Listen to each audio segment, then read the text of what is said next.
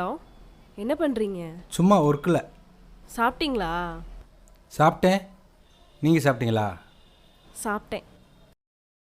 சமையல்லாம் எப்படி? நீங்களேவா இல்லை வீட்டில் சமைக்கிறாங்களா? ஓரளவுக்கு சமைப்பேன். இப்போ நிறைய கற்றுக்கிட்டு இருக்கேன். நம்ம கல்யாணம் ஆயிடுச்சுன்னா உனக்கு நல்லா சமைச்சு போடுறேன். பார்ப்போம். நானும் அவளோட எதிர்பார்த்துக்கிட்டு இருக்கேன். சரி, நான் ஒரு ஜோக் சொல்லவா? ம். அண்ணன் தம்பி 2 பேர். ஆ 2 வீட்டுக்கு நடுவில் ஒரு பனைமரம் இருக்கு. சரி. ம். ஆனால் சொத்து பிடிக்கும்போது சண்டை போடுறாங்க. அப்படி இருக்கும்போது அந்த பனைமரத்துல இருந்து 2 இளநீ விழுகுது. எப்படி அதை பிரிச்சுக்குவாங்க? இதில் என்ன இருக்குது? அண்ணன் தம்பி 2 பேர் இருக்காங்க. ஆளுக்கு பாதி பிரித்து கொடுத்துடலாம். பனைமரத்தில் எப்படிங்க இளநீ விழுகும்? ஆ செம. ம். ஏன் சிரிக்கவே இல்லை? சிரிச்சிட்டேன். நீங்கள் உண்மையிலே செம்ம அழகாக பேசுகிறீங்க. I like you.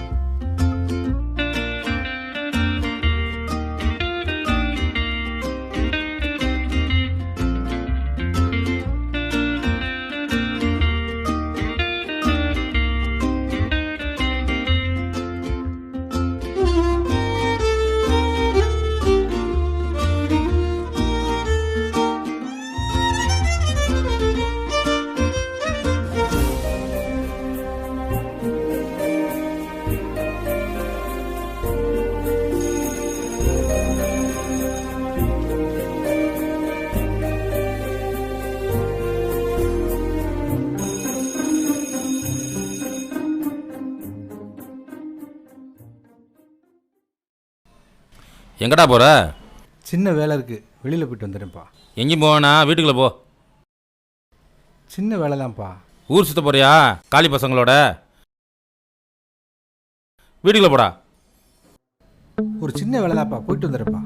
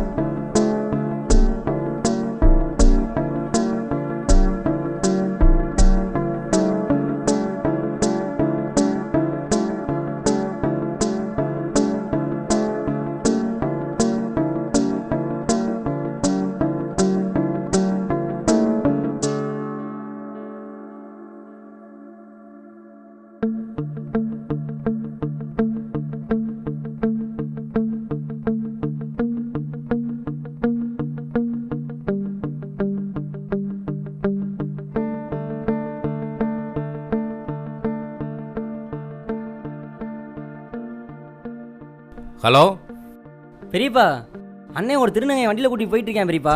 என்னடா சொல்ற? ஆமா பெரியப்பா. எங்கடா ஏற்றி போய்கிட்டு இருக்கான்? மேலூர் செக்கடி அழகுவேல் ரோட்லப்பா. இந்த வரேன்டா.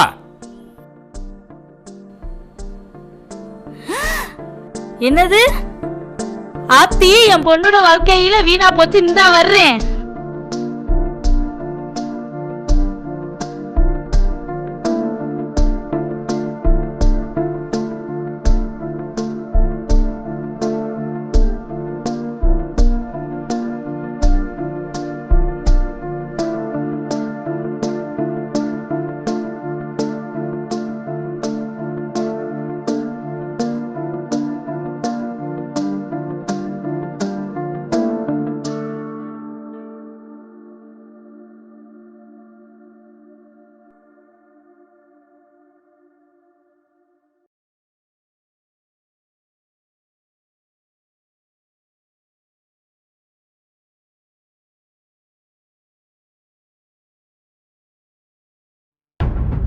என்னடா பண்ணிக்கிட்டு இருக்க? என்ன பண்ணிக்கிட்டு இருக்க? ஒன்றும் இல்லை. ஒண்ணும் இல்லையா? என்னடா திருநங்கை வண்டியில ஏத்திட்டு போனாங்களடா? ஏன்டா அப்படி பண்ற? இல்லைப்பா. ஏன்டா குடும்ப மானத்தை அசிங்கப்படுத்துற? கேவலப்படுத்தாதடா. மானம் போகுதுடா எனக்கு. ஏன்டா அப்படி இருக்க நீ? இப்பதானடா உனக்கு பொண்ணு வேற பார்த்தேன். ஏன்டா அதுக்குள்ள அவசரப்படுற? என்னடா நான் ரொம்ப அசிங்கப்பட்டேன்டா. நீ ரொம்ப அசிங்கப்படுத்துறடா.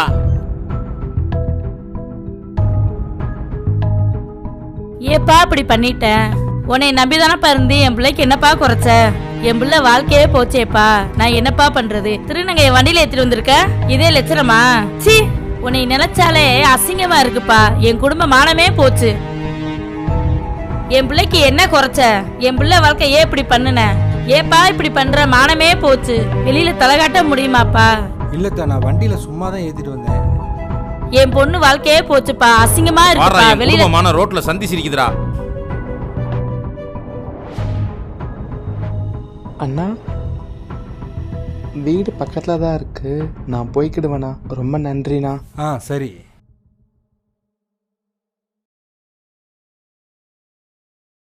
அண்ணா, இவர் எங்கள் அப்பா.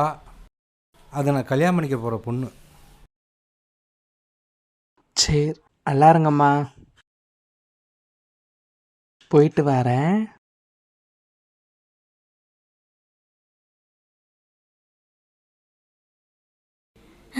ஐயோ,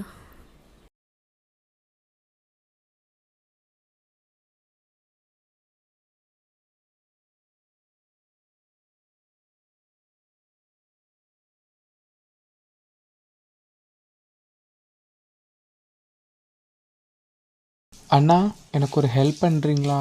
சொல்லுங்க. காலில் அடிபட்டிருக்கு, கொஞ்சம் அப்படி இறக்கி விட்டிங்கன்னா மெடிக்கல் ஷாப்பில் இறங்கிடுவேண்ணா. வாங்க, ஏறிக்க. ரொம்ப நன்றிண்ணா. போலாமா?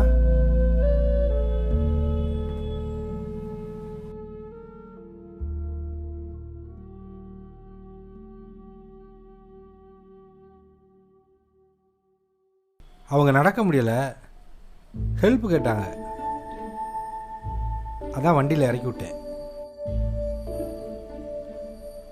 ஏன் எல்லாமே உங்கள் கண்ணுக்கு தப்பாக தான் தெரியுமா? அவங்களும் நம்மள மாதிரி மனுஷன் தானே.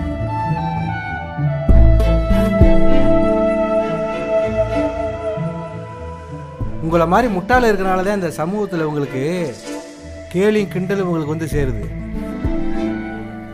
வண்டியில் ஏற்றிட்டு போனா என்ன தப்பா? ஏன் அக்கா தங்கச்சி சேர்க்க கூடாதா? நீங்களாம் திருந்தவே மாட்டீங்க. எது சரி எது தப்புன்னு புரிஞ்சுக்கங்க. நீங்கள் பார்க்குற பார்வையில தான் இருக்குது. எல்லாமே தப்பாகவே பார்த்தா நீங்களாம் திருந்தவே மாட்டீங்க. புரியுதா?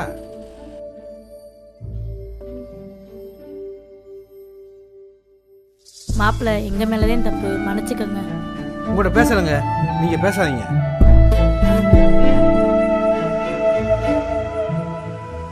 நீ படிச்சிருக்கல, கொஞ்சமாவது அறிவு வேணா? நீ புரிஞ்சுக்கிட்டது அவ்வளோதானா? சாரிங்க, தெரியாம நடந்துச்சு, மன்னிச்சிருங்க.